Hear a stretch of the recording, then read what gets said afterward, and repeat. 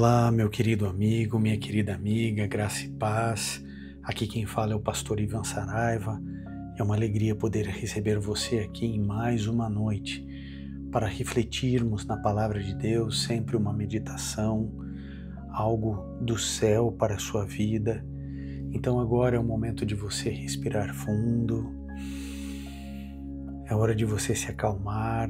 Fique comigo aqui até o final, quero orar por você e com você. Vamos entregar nossa vida ao Senhor Jesus para que amanhã tenhamos um dia abençoado, um dia feliz, um dia de renovo, onde possamos perceber o cuidado e o amor de Deus. Então se acalme, tenha certeza de que Deus está à frente da sua vida mesmo quando você não consegue perceber. Eu quero te fazer uma pergunta, meu amigo e minha amiga. Você já sentiu medo do futuro?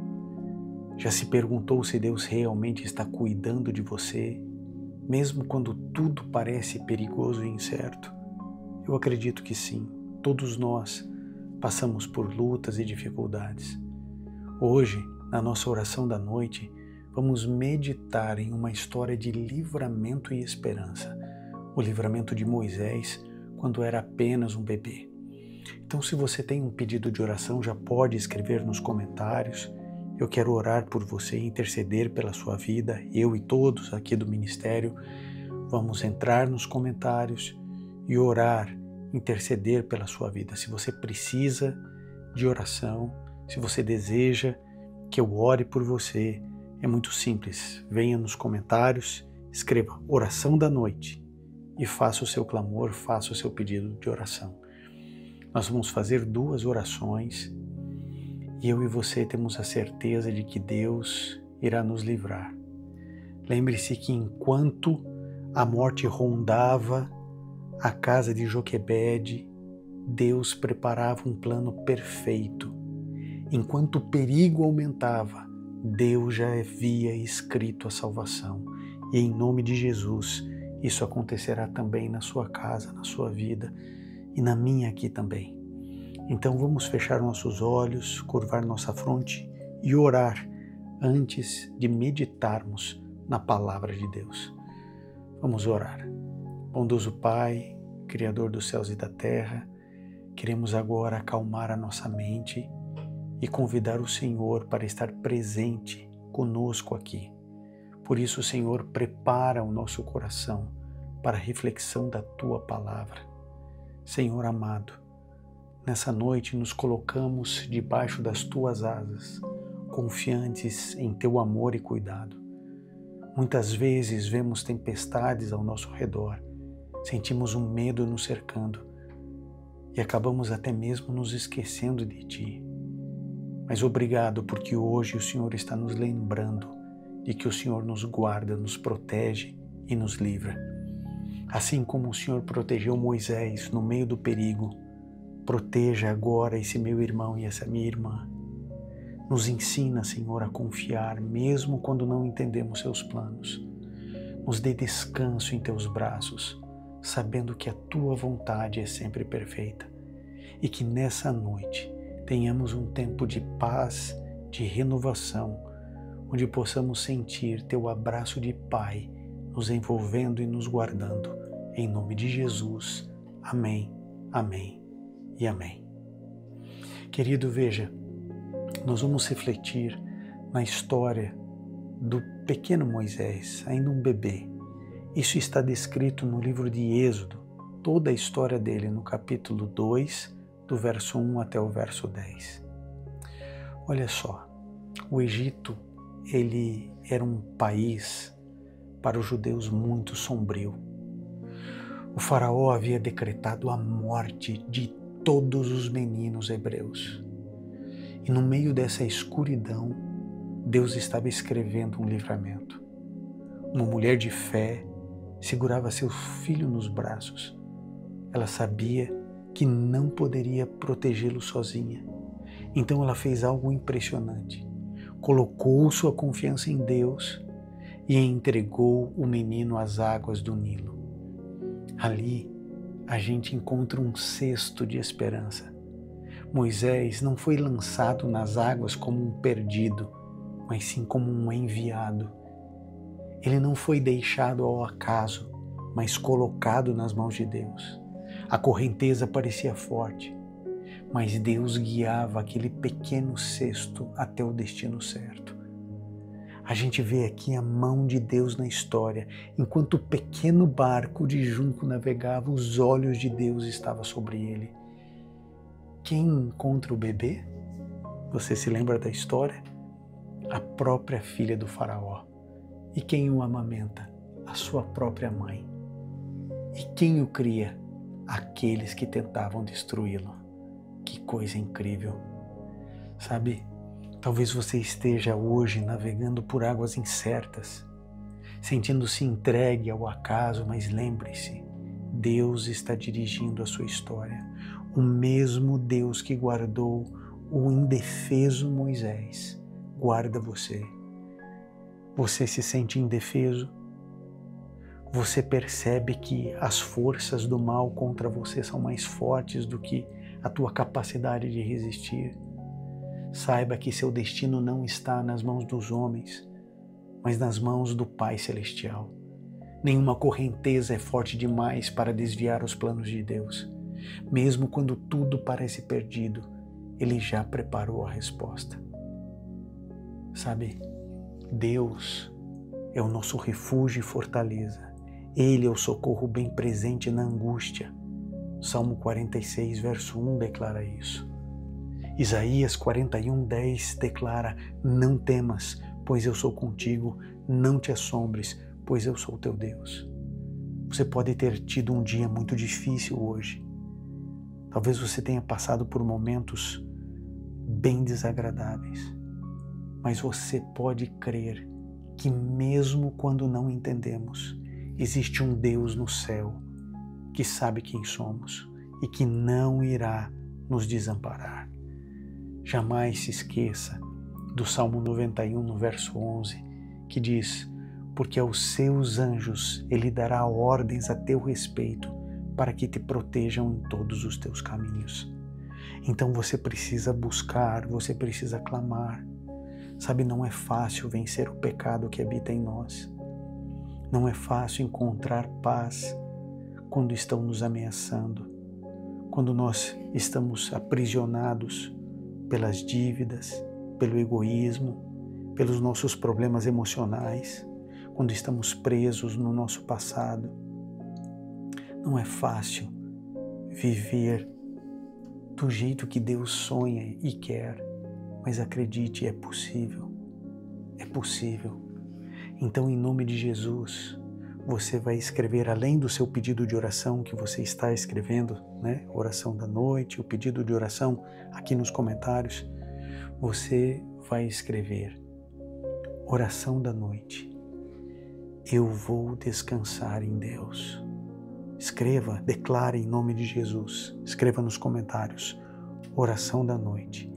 Eu vou descansar em Deus. Eu vou descansar em Deus. Sabe, agora que você vai fechar os olhos para dormir, você deve ficar em oração, conversando com Jesus até pegar no sono. Mande as preocupações para longe do teu coração, para longe da tua mente, do lado de fora do teu quarto. Amanhã é um outro dia. Agora você vai confiar em Deus mesmo que você não esteja vendo nenhuma solução. Confie em nome de Jesus. Eu quero agradecer a você que compartilha essa mensagem, a você que leva esperança a tantas pessoas, a você que faz a diferença, sempre mostrando para outras pessoas aqui a nossa oração da noite. Eu quero lembrar a você também que esse ministério, ele é mantido por amigos e colaboradores.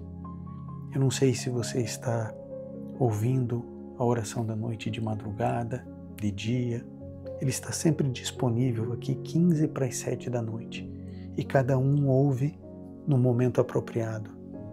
Mas sabe, se Deus tocar o seu coração, mesmo sendo agora à noite, você pode fazer uma oferta, uma doação, se assim desejar. E o jeito mais fácil para você fazer isso aparece agora na sua tela, que é a chave Pix. É ministerioivansaraiva@gmail.com, ministerioivansaraiva@gmail.com. Se você preferir, os dados bancários estão na descrição aqui do vídeo. Lá no finalzinho você vai encontrar. Obrigado a cada doador, a cada ofertante. Que Deus cuide de você, Deus cuide dos teus filhos e que amanhã você tenha um dia muito feliz e abençoado ao lado do Senhor Jesus. Vamos agora juntos orar ao Senhor. Bondoso Pai, nós estamos aqui porque cremos que o Senhor nos dará livramento como deu a Moisés. Nós queremos descansar no Senhor. Por isso, Senhor, onde existe medo, que o Senhor traga a paz. Onde existem ameaças, que o Senhor traga o livramento. Onde existem incertezas, que o Senhor traga segurança. Assim como Moisés foi guardado desde o ventre, pedimos que cada um aqui seja protegido de todo o mal. Veja, Senhor, cada pedido de oração escrito aqui nos comentários. Por favor, Senhor, responda-nos. Por favor, Senhor, olha a nossa urgência, olha a nossa necessidade. Nós queremos dormir tranquilos, na segurança de que o Senhor não nos abandonou. Perdoe, Senhor, nossos muitos pecados. Somos falhos, indignos, mas confiamos em Jesus, porque Ele é o nosso intercessor, Ele é o nosso Senhor. Fica com cada um de nós aqui, ó Pai. É o que pedimos em nome de Jesus. Amém, amém e amém. Essa mensagem que eu vou apresentar para você agora, na minha avaliação, é o meu melhor sermão de todos os tempos. Pelo menos para mim, você pode discordar de mim. Mas essa mensagem foi para mim a mensagem mais importante que eu já fiz na minha vida. Porque ela é um divisor de águas para mim. E quando eu entendi isso aqui que eu vou falar para você, a minha caminhada cristã mudou. E eu espero que de alguma maneira essa mensagem abra a sua mente também. Se você tem sua Bíblia, eu gostaria que você abrisse no livro de João, no capítulo 4, a partir do verso 46. João 4, a partir do verso 46. Se você tem uma Bíblia aí no seu celular, ou se você trouxe fisicamente a sua Bíblia, pode abri-la. Se não, você pode acompanhar comigo, eu vou fazer uma leitura tranquila. E o texto diz assim: Jesus foi outra vez a Caná da Galileia, onde tinha transformado água em vinho.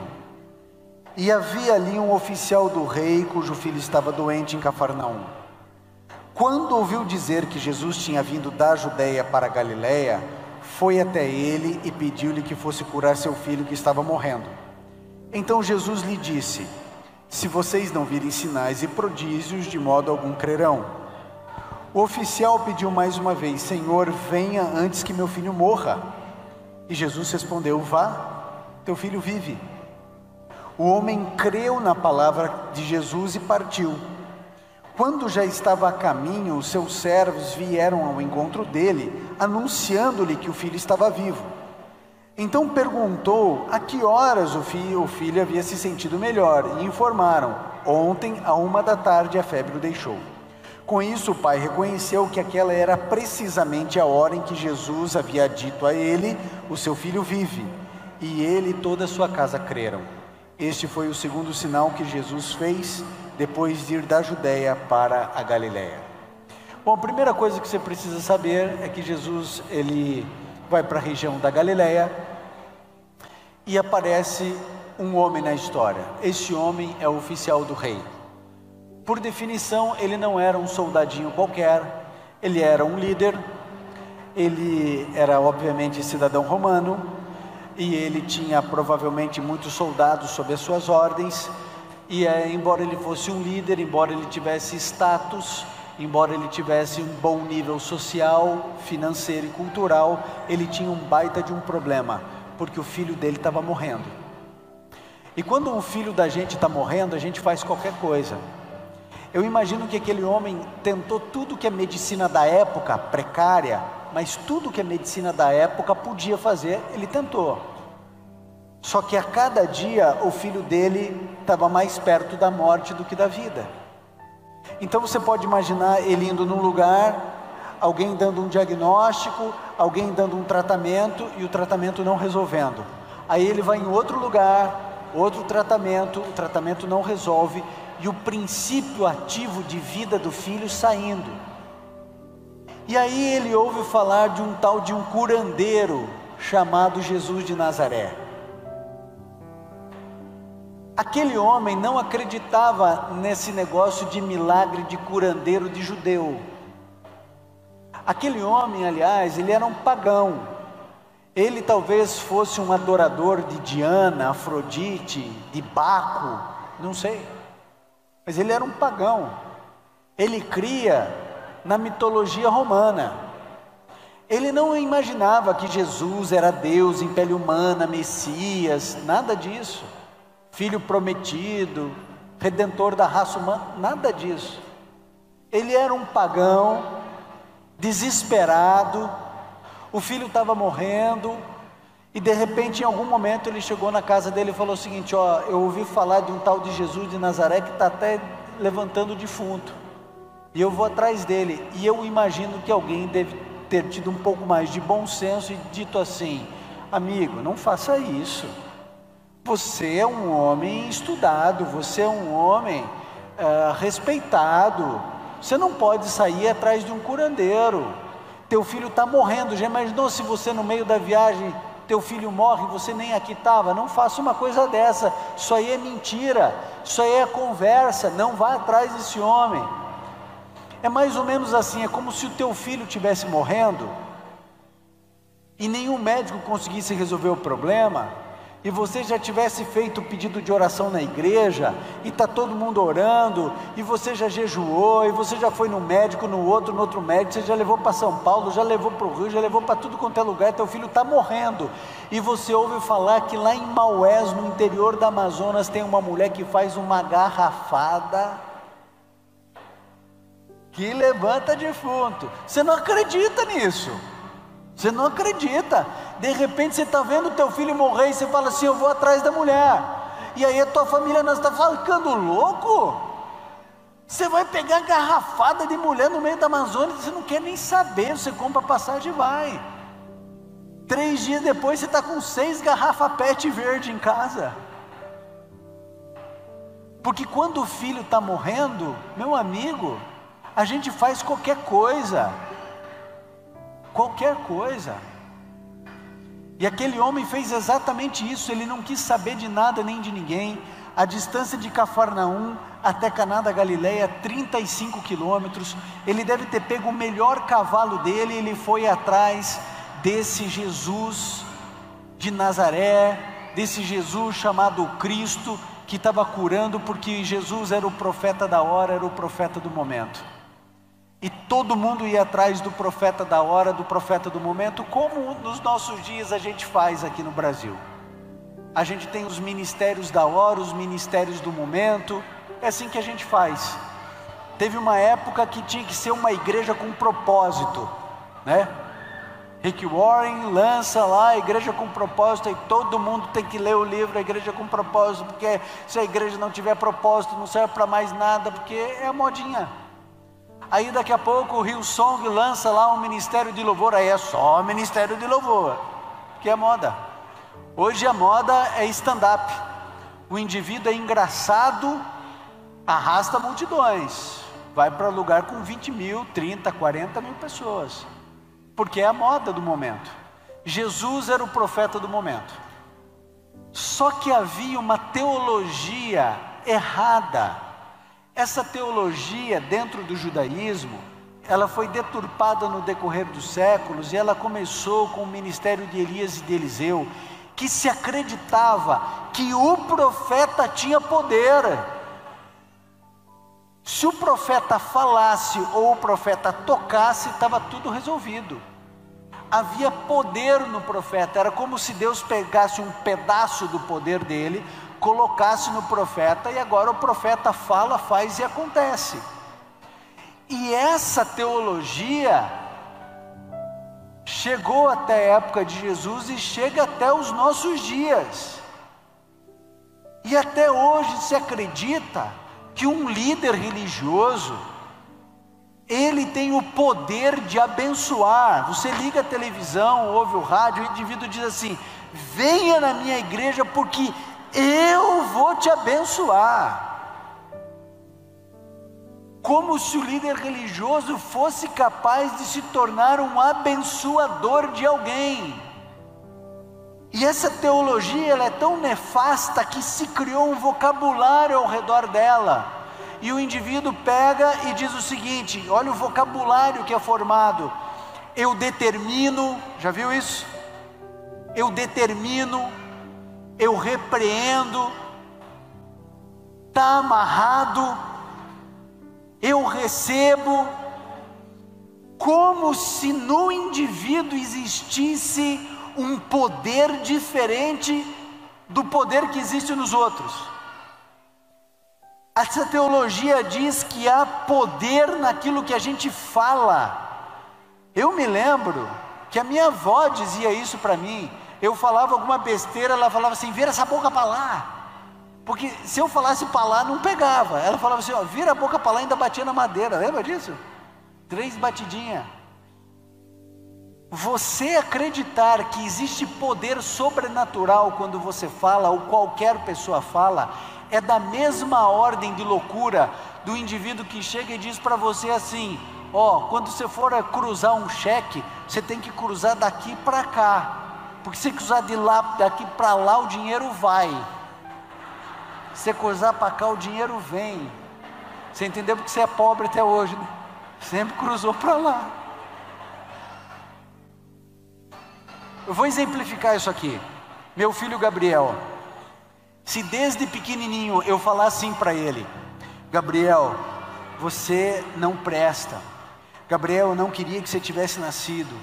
Gabriel, na verdade, quando você andar por aí, não fala que você é meu filho não, que eu tenho vergonha. Tirou nota vermelha, não podia esperar nada melhor que você, do que isso de você. Você tirou nota azul, com certeza você colou. Ó, vai para lá, desencosta aqui que eu não quero você encostando em mim. É claro que o meu filho vai crescer e se desenvolver com problemas sérios de autoestima. Se eu educar o meu filho de outra maneira, se eu criar o meu filho assim: Gabriel, você é o meu orgulho. Gabriel, eu amo você. Aliás, Gabriel, o maior presente que eu ganhei da minha vida foi Deus ter me dado você. Eu tenho uma alegria, olha, você não venceu dessa vez, mas você vai vencer na próxima. Se você cair, fica tranquilo que o pai está aqui, os pais sempre vão ajudar. É claro que o meu filho vai crescer com uma autoestima diferente. Agora, isso nada tem de sobrenatural. Nada. Se você não concorda comigo, faz um teste hoje na sua casa. Você vai chegar na tua casa, para a primeira parede que você encontrar, você vai falar assim: cai parede, cai parede, cai a parede, parede, caia. Aliás, você pode até mudar o tom da voz: cai a parede, parede, cai agora. Aí você fica o tempo que você quiser, depois você me conta o que aconteceu com a tua parede. Não há poder sobrenatural em nenhum líder religioso. Não há poder sobrenatural quando você fala, nem quando eu falo. Eu era pastor no Mato Grosso do Sul, e aconteceu uma situação, eu atendia tudo quanto é gente, de tudo quanto é denominação, e acharam meu telefone falando assim: pastor, por favor, venha no hospital, tem um rapaz aqui que levou uma rodada de cavalo, o cavalo caiu na cabeça dele, ele está na UTI, o senhor precisa vir aqui. Larguei tudo que eu estava fazendo, eu fui para o hospital, todo mundo já me conhecia no hospital, tinha acesso para entrar em qualquer lugar daquele hospital.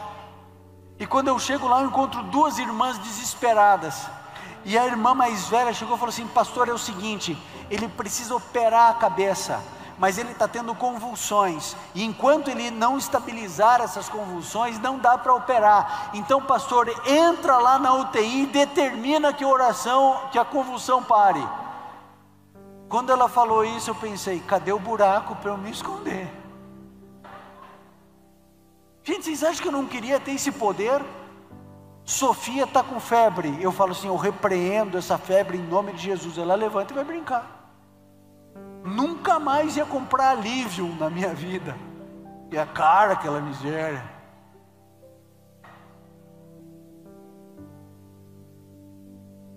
Agora, faz parte dessa teologia de dependência fazer com que você se sinta menor do que o líder religioso, e ele terá o poder em si de abençoar, amaldiçoar, determinar, e tudo vai se resolver. O que a gente não para pensar é por que o indivíduo cura todo mundo, mas quando o joelho dele estoura, ele vai para o Albert Einstein resolver o problema do joelho.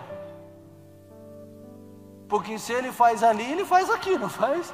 Por que não faz aqui? Vai para o médico. Aí a gente não entende. Deixa eu explicar uma coisa para você.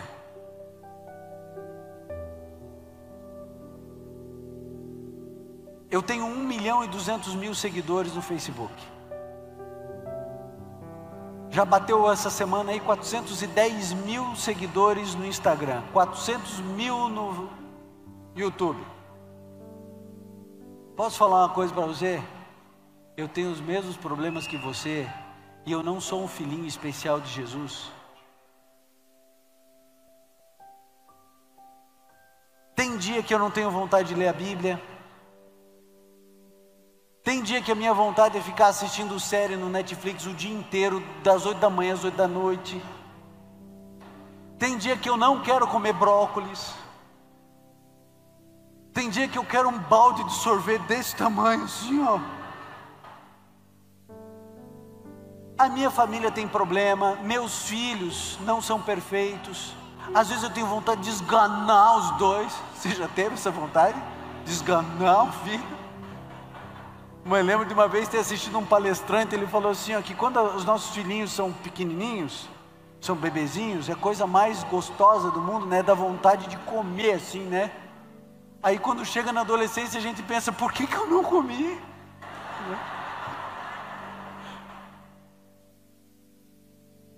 Eu sou exatamente como você, e onde eu vou as pessoas pedem oração para mim, e tem tudo certo, porque a Bíblia diz que a gente deve orar uns pelos outros. O problema é quando a pessoa ora, e ela vem pedir oração, e ela diz assim, pastor, por favor, ora por mim, porque eu tenho certeza que Deus ouve a sua oração. O que a pessoa acha? Que eu tenho um atalho no céu que você não tem?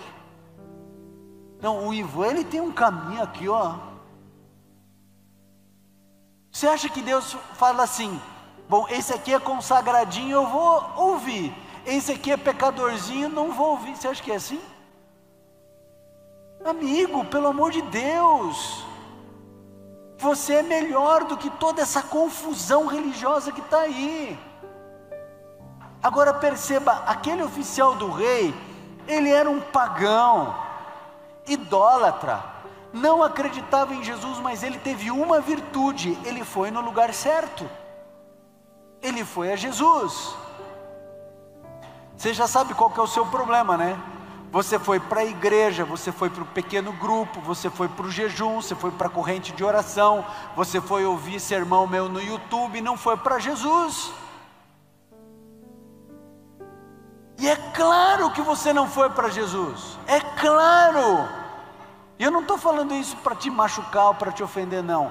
É claro que você não foi para Jesus, sabe por quê? Porque Jesus não mente. Jesus Cristo disse, aqueles que vierem a mim, de modo algum os lançarei fora. Então se você está desesperado, angustiado, cheio de nervosismo, se você não consegue dormir, se os problemas são maiores do que a tua capacidade de resolução, é porque você tentou tudo, menos a única coisa que ia resolver o teu problema. Teu problema não é o ano bíblico. Teu problema não é estudar a lição dominical, lição de escola sabatina. Teu problema não é esse. Teu problema não é assistir o videozinho ou não assistir o videozinho. Teu problema é que um único lugar tem a solução para você. E esse lugar é uma pessoa, esse lugar é Jesus. E quando você for verdadeiramente a Jesus, aí você vai entender o que aconteceu na história desse milagre. Por quê? Porque aquele homem, ele chega a Jesus com a teologia errada, com falta de crença, ele não acreditava, e ele traz a Jesus 3 problemas. Jesus, vem comigo rápido. Por quê? Senhor, porque é o seguinte, meu filho está morrendo, e tem uma distância. Ele traz 3 problemas. Quando ele declara essa frase, Senhor, venha antes que meu filho morra, ele estava dizendo assim, tem 3 problemas para o Senhor resolver. Primeiro deles, o tempo. Eu demorei aqui 1h30 para chegar, vai demorar 2 porque o cavalo está cansado. 2 horas, o Senhor tem o problema do tempo. Segundo problema, distância, 35 quilômetros, a gente tem que percorrer essa distância. E terceiro problema é a gravidade da doença do meu filho, antes que ele morra. Ou seja, aquele homem não tinha a menor ideia de com quem ele estava falando. Ele estava falando com o dono do tempo, ele estava falando com o dono da geografia, ele estava falando com o dono da vida. Mas na cabeça daquele homem, ele tinha solução para o problema do filho. Qual que era a solução? Jesus, sobe na garupa, nós vamos correr 35 quilômetros a todo vapor, aí o Senhor vai falar e vai tocar, olha a teologia errada, você vai tocar ou vai falar, e aí vai tudo se resolver. Na cabeça dele, Jesus ia subir na garupa, e ele ia correr com Jesus assim, ó. Aí Jesus olha e fala assim, eu não vou subir nesse cavalo não, mas fica tranquilo, porque o teu filho vive. Quanto tempo demorou para Jesus resolver o problema daquele homem? Quanto tempo? 1 nanosegundo. Demorou o tempo de Jesus falar, teu filho vive. A febre, o que aconteceu com ela? Desapareceu. Sabe por quê? Porque embora não haja poder na palavra do profeta, há poder na palavra de Cristo. E é só quando ele fala que existe, sai poder. Jesus Cristo disse assim, um dia na eternidade, haja luz, e houve luz. Um dia Jesus Cristo disse assim, o mar, te acalma, e o mar acalmou. Um dia ele pegou e falou assim, ô vento, para um pouco, e o vento parou. Um dia Jesus pegou e falou assim, menina, levanta, e a menina levantou. Porque quando Jesus Cristo fala, há poder, porque Ele é o autor de tudo que existe. Quando você fala ou quando eu falo, não acontece nada. Quando Cristo fala, tudo acontece.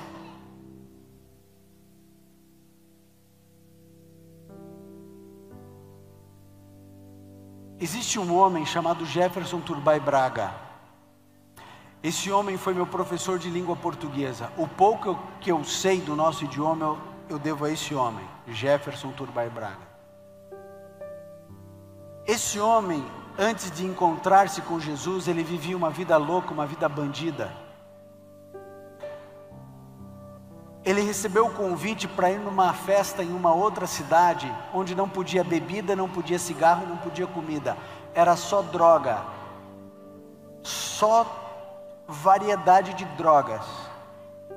E ele ficou alucinado com a possibilidade de ir, entregou um caminhão de dinheiro e conseguiu o convite para a festa.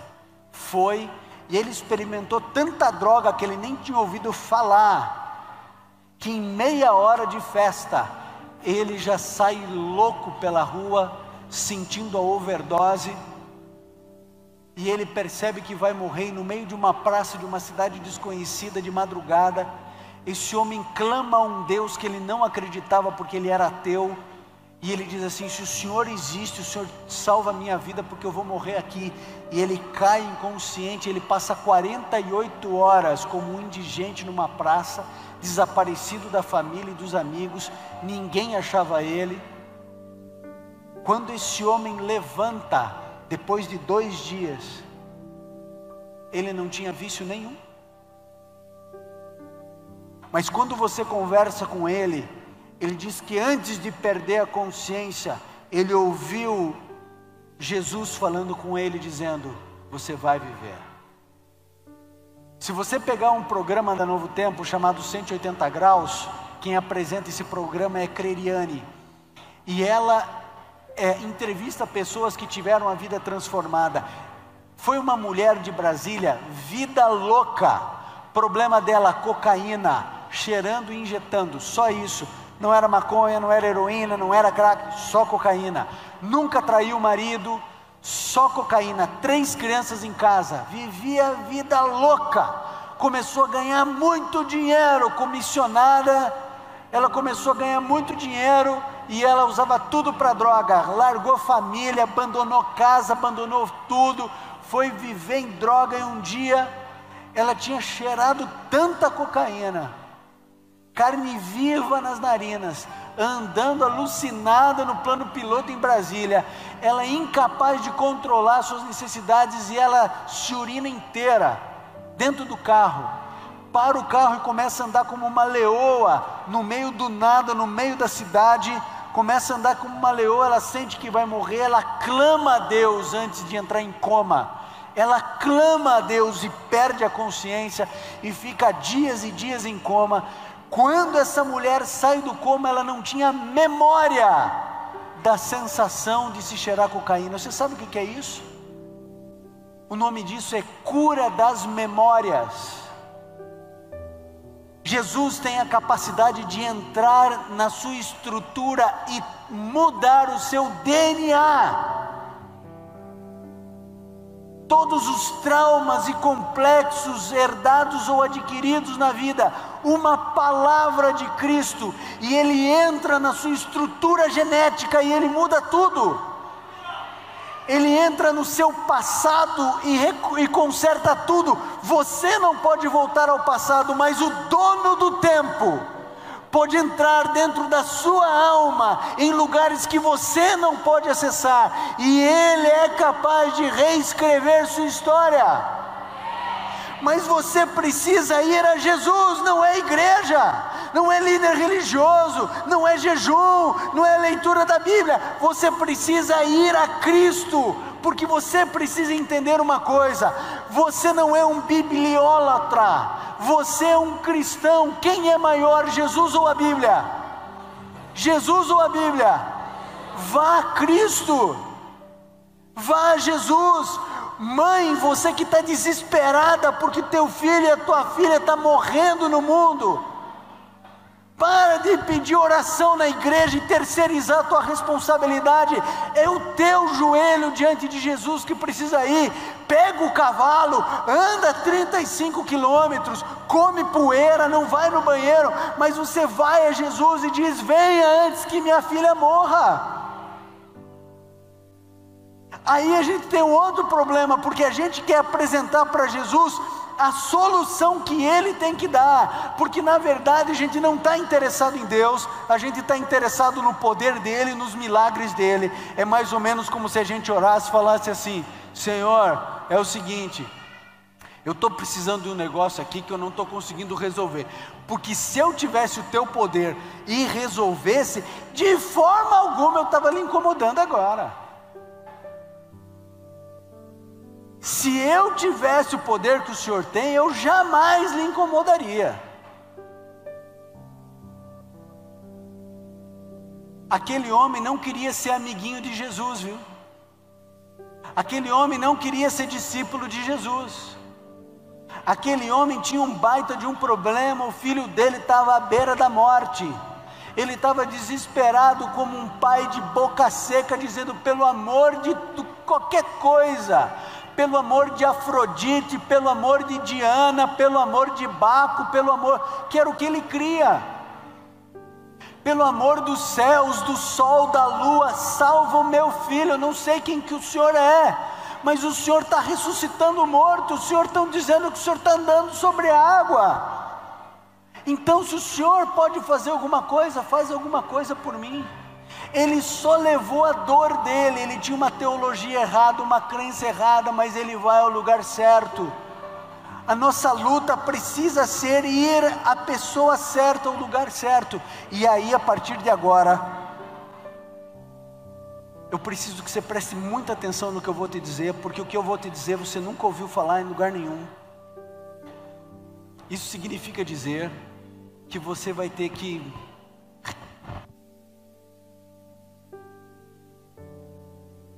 Isso significa dizer que você precisa repensar e reestruturar algumas coisas. Perceba que esse homem, ele chega a Jesus, ele não tem fé em Jesus, sim ou não? Sim, ele não tem fé em Jesus. Ele não sabe quem é Jesus. Ele é um pagão. Ele chega a Jesus e faz o pedido. Aí Cristo falou: o teu filho vive. E depois que Cristo falou, aí então, depois que Cristo falou, a Bíblia diz que aquele homem creu. Isso significa dizer que a fé, ela vem depois da palavra de Cristo. A fé não antecede a palavra de Cristo. Primeiro vem a palavra, depois a fé. Não é exatamente isso que a Bíblia diz? A fé vem pelo ouvir, e ouvir a palavra de Deus, de Cristo. Como que a fé vem? É quando a gente ouve Cristo falar. Então, essa historinha que contam pra gente, que o fulano é um homem de fé, que aquela é uma mulher de fé, isso é uma grande balela. Nós não temos fé. A humanidade, a raça que você pertence, a raça humana, não detém em si fé. Fé é a certeza do que se espera e a convicção do que não se vê. A gente não tem isso. A gente recebe isso, ok? Você quer ver? Vou mostrar isso com a base bíblica. Jesus Cristo disse assim: se vocês tiverem fé do tamanho de um grão de mostarda, vocês vão falar para esse monte: sai daqui, lança-te ao mar, e tal sucederá. Vocês estão vendo alguém jogar um monte no mar? Aqui em Macaé, Cabo Frio, Búzios, Angra, Vitória, Salvador, já viu? Já viu alguém dizendo assim: ô, Cordilheira dos Andes, vai trocar de lugar com a Cordilheira do Himalaia, já viu? Monte Fuji, troca de lugar com o Everest, já viu? Jesus não está dizendo que a sua fé e a minha fé é pequena. Ele está dizendo que a gente não tem fé. Ele diz claramente: se você tivesse fé, que você não tem, desse tamanico, você já ia fazer coisas sobrenaturais. Você ia mudar a topografia do mundo. Aliás, o que a Bíblia diz? Nós somos salvos pela graça, mediante a fé, e isso não provém de vós. Então, quando você chega e diz assim para mim: mas pastor, eu oro, mas eu não consigo orar com fé. Sabe o que eu digo para você? Bem-vindo ao clube. Pega a senha, entra na fila, porque é exatamente assim que eu oro, sem fé. Aí você fala assim: mas pastor, a Bíblia diz que sem fé é impossível agradar a Deus. Então a gente precisa ter a fé. Mas como se eu não tenho a fé? Então eu tenho que ir a Cristo, porque depois que Cristo fala, Ele concede a fé. E depois a fé, ela produz uma palavra chamada descanso. A fé produz descanso. Já aconteceu de você estar orando, clamando, e de repente você sentiu uma paz no seu coração? Quem já viveu essa situação? Essa paz, esse descanso, ele é produzido pela fé. É porque Jesus de alguma maneira falou com você, Ele outorgou a fé, e a fé produziu o descanso. Se você está angustiado com alguma coisa, se você está nervoso, ansioso, preocupado, com medo, inseguro diante de alguma coisa, eu faço um caminho de retrocesso e digo: você só está assim porque você não foi a Cristo. Porque Jesus Cristo disse: aqueles que vierem a mim, de modo algum os lançarei fora. E quando a gente vai a Cristo, o que acontece? Ele produz a fé dentro em nós, porque a Bíblia diz que Cristo falou e aí então o homem creu, e aquela crença promove o descanso. Um dia Jesus subiu no Monte da Transfiguração, Pedro, Tiago e João com ele, os 9 ficaram embaixo, apareceu um pai com um filho endemoniado. Os discípulos tentaram expulsar os demônios, conseguiram ou não conseguiram? Não conseguiram. Jesus Cristo desce, o pai olha para Jesus e diz assim: esse menino é atormentado pelo diabo desde pequenininho, joga no mar, joga na água, joga no fogo para matar esse menino, não consegue falar nem ouvir. Aí ele diz uma coisa interessante, ele olha para Jesus e diz assim: teus discípulos tentaram, não conseguiram nada, se tu podes fazer alguma coisa, faça. Aí Jesus olha para ele e diz assim: como assim? Se eu posso, tudo é possível àquele que crê. Aí o homem, sabe o que diz? Ele diz: eu creio. Verso seguinte: mentira, não creio. Me ajuda a crer. Porque a gente não tem fé. Seja sincero com você, não precisa contar para ninguém não, tá? Quando a gente ora e fala assim: bom, agora que eu orei eu vou resolver o problema. Ou a gente tenta tudo de todas as formas e a gente fala assim: agora só resta orar, tipo assim, não tem mais nada para fazer. Porque a gente não ora com fé. Por que a gente não ora com fé? Porque a gente não tem fé. Então como que a gente faz para ter fé? Porque sem fé é impossível agradar a Deus. A gente vai ao Filho de Deus, a gente vai a Jesus. E Jesus, quando Ele falar com você, Ele vai dar a fé e você vai entrar em repouso e em descanso.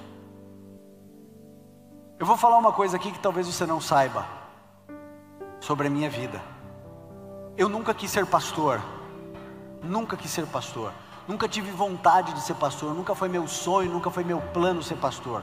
Aliás, as pessoas até hoje olham para mim, quando eu falo que eu sou pastor, elas olham e falam assim: mas você não tem cara de pastor. Eu falo: mas que cara que tem que ter um pastor? Como é que eu não li isso em lugar nenhum? Que cara que tem que ter um pastor? Mas você não tem cara de pastor. E eu me lembro que quando eu fui fazer teologia, você imagine que eu cheguei lá para fazer teologia cabeludo, calça rasgada, 17 anos com cara de 14. Eu tinha outros planos para a minha vida.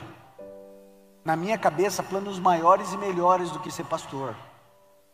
Eu tinha uma linha para seguir, eu tinha um caminho traçado, eu sabia onde eu ia chegar. Eu sempre fui muito determinado em tudo que eu fiz, em tudo que eu me planejei e me propus a fazer. E eu já sabia onde que eu ia fazer, o que que eu ia fazer, como que eu ia fazer, depois o que que eu ia fazer. Eu já tinha tudo traçado. E aí Deus me cerca de todos os lados e diz assim: ó, joga tudo fora, porque eu tenho outros planos para você. E quando eu fui fazer o vestibular, eu estava numa época de cursinho, aquele negócio alucinado de estudar 12 horas por dia. Quando eu chego para fazer o vestibular, naquela época era um vestibular fácil, não tinha concorrência, eu ia olhando a prova, eu ia resolvendo a prova, eu ia fazendo e chorando, porque eu sabia que eu ia passar. Quando chegou na hora da redação, que era onde eu era mais bem preparado, eu olhei para aquela folha em branco e eu fiquei chorando meia hora. E o pastor que estava coordenando todas as coisas ali, ele passava todo mundo escrevendo desesperado e eu chorando. Ele olhava para mim e falava: tudo bem, pastor Edilson Valiante, tudo bem? Tudo bem. E eu não escrevi, não tinha coragem, porque eu sabia que se eu escrevesse eu estava dentro da faculdade. E vocês podem imaginar o que eu fiz. Eu preenchi.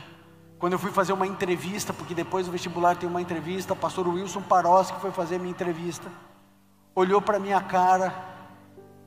Ele falou assim: o que você está fazendo aqui?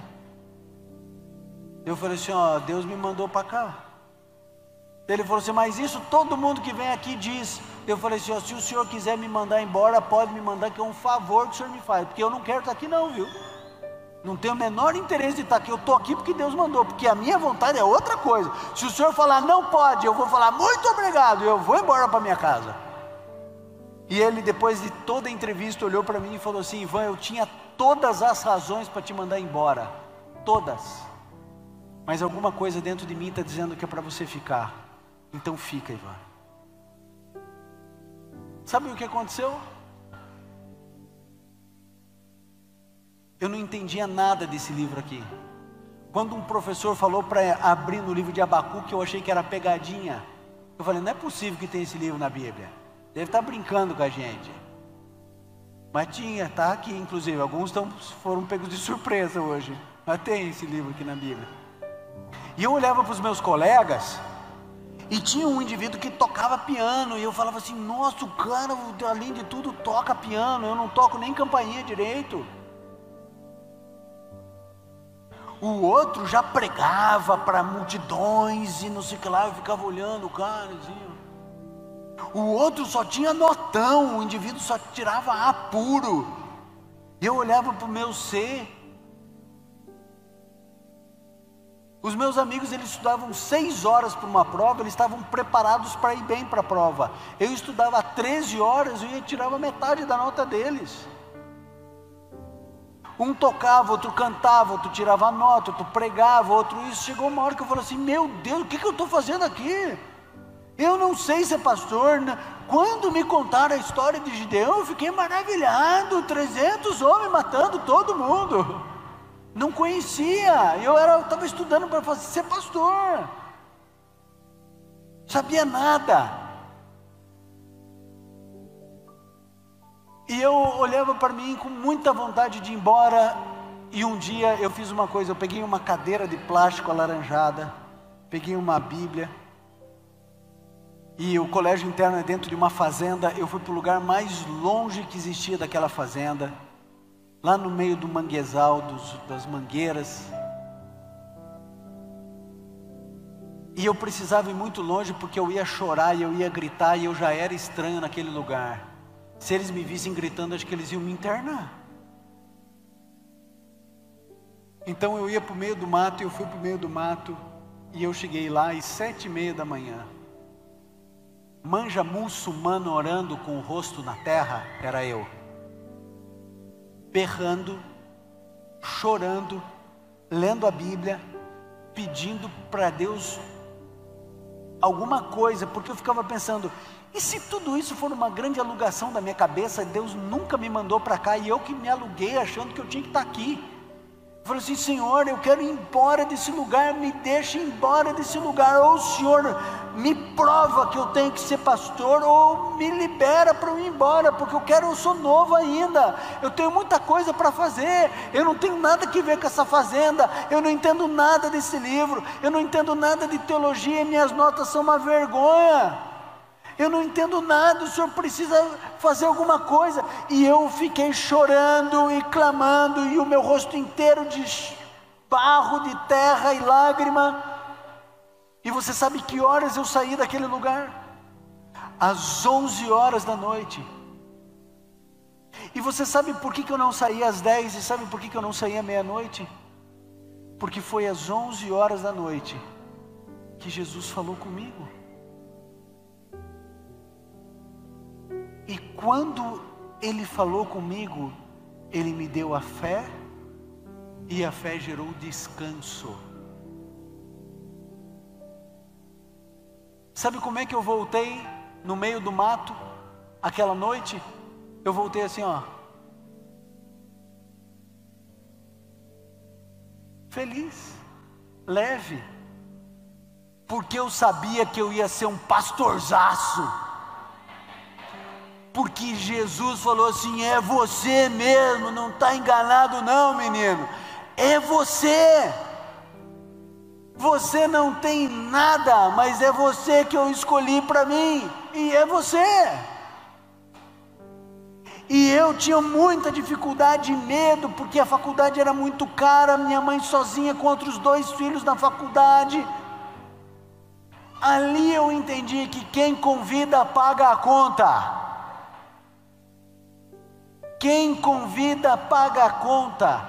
Eu terminei o curso de teologia sem dever um único centavo, não sei de onde veio o dinheiro. Eu sei que eu chegava para falar para o tesoureiro da escola, eu tenho uma mensalidade. Ele falou assim, olha, pagaram 5 para você aqui nesse semestre. Quem pagou? Não quer falar. Mas eu não pedi para ninguém. Ele falou assim, ele não quer saber, está tudo pago, isso aqui é isso aí mesmo. Quantas vezes eu estava estudando na biblioteca, ligação para o Ivan, eu ia lá, o indivíduo falava assim, você não precisa saber quem eu sou, 2 mensalidades pagas para você, muito obrigado, tchau.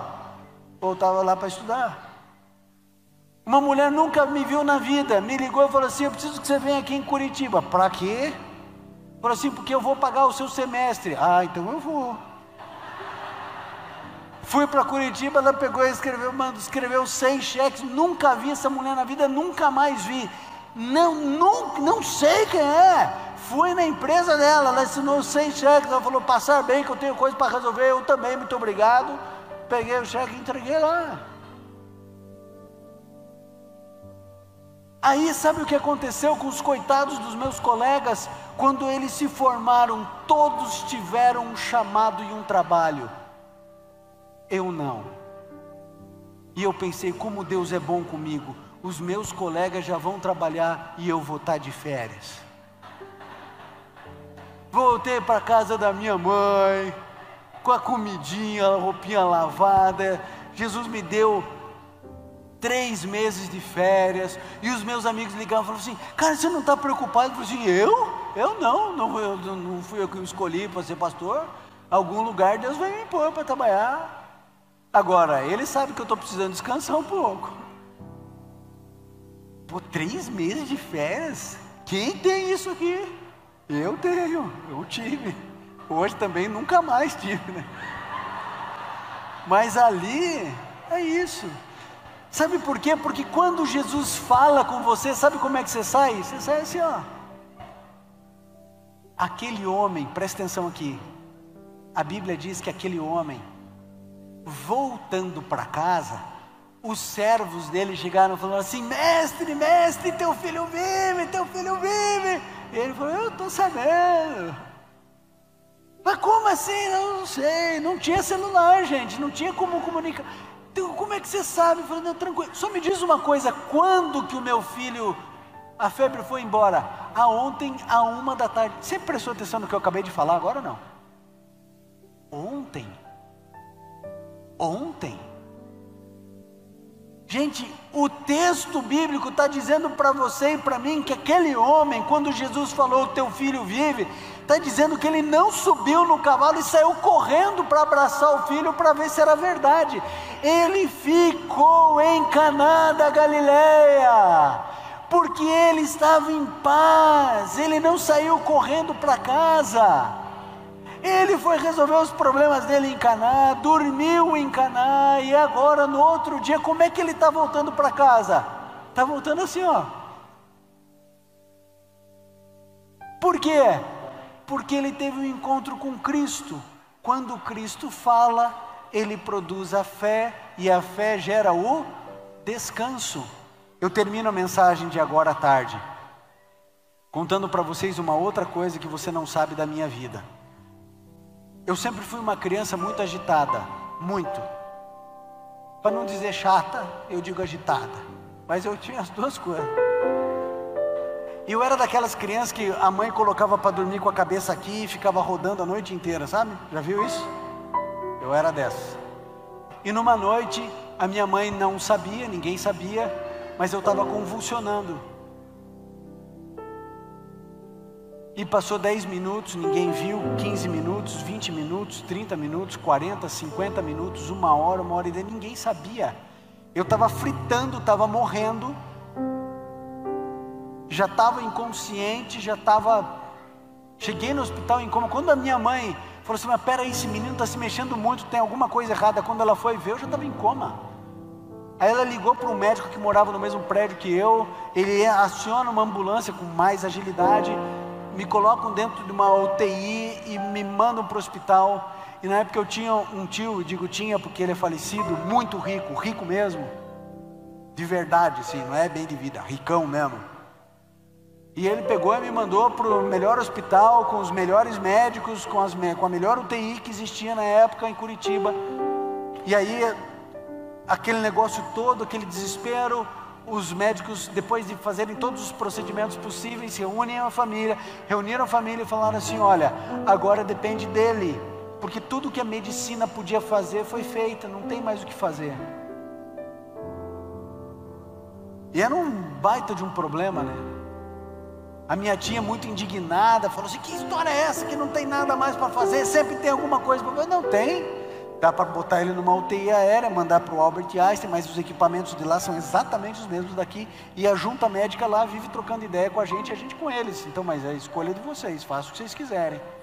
E aí, obviamente, me deixaram em Curitiba, e a família toda em desespero, porque você pode imaginar, eu com 10 anos era a coisa mais fofa do mundo. Brincadeira, mas é verdade. Aí chegou uma hora que estava todo mundo assim, com aquela cara de... E a minha mãe falou assim: por favor, todo mundo para fora do quarto. E mandou todo mundo embora, tio, tia, irmão, papagaio, vai todo mundo, médico, enfermeira. Ela fecha a porta do quarto, e a minha mãe se ajoelhou do lado da cama. Nós não tínhamos igreja nenhuma, não frequentávamos igreja nenhuma. A minha mãe se ajoelha do lado da minha cama, e ela começa a conversar com Jesus. Sabe em que horas a minha mãe se levantou do lado daquela cama? Quando Cristo falou com ela. Cristo colocou a fé dentro dela, a fé gerou o descanso. Toda a família desesperada, entrava dia, saía dia, entrava dia e saía dia, e eu em coma, e cada dia a orientação médica era que eu poderia acordar em 5 minutos ou em 50 anos, que cada dia que demorasse a complexidade ia aumentando, e cada dia que passava as pessoas cada vez mais desesperadas. Mas se você estivesse vivendo essa cena, você ia encontrar uma mulher de 1,63 m, no seu mais perfeito equilíbrio emocional. Conversando com a minha mãe essa semana sobre tudo isso que aconteceu, ela disse assim, que antes de orar, ela desmaiava várias vezes, de pavor. Depois que ela orou, e depois que Cristo falou com ela, ela disse: Deus me deu uma paz. Todos desesperados, ela em paz. E uma bela manhã, às 10 horas da manhã, eu abri meus olhos, virei para o lado e disse: mãe, eu não conheço a tua vida, amigo. Eu não sei qual é a luta que você tem enfrentado, as batalhas que você tem vivido, se é por um filho, por uma filha, por causa de um casamento, se é um problema interno seu não resolvido. Mas pelo amor de Deus, vá a Cristo, vá a Cristo, e você faz como Jacó, e você diz: eu não te deixo ir enquanto o Senhor não abençoar.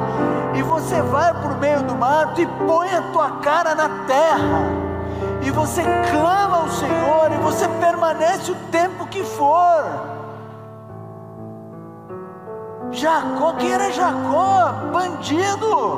Bandido, manipulou com a mãe, aplicou no pai, o irmão queria matar, enganador, falsário, impostor.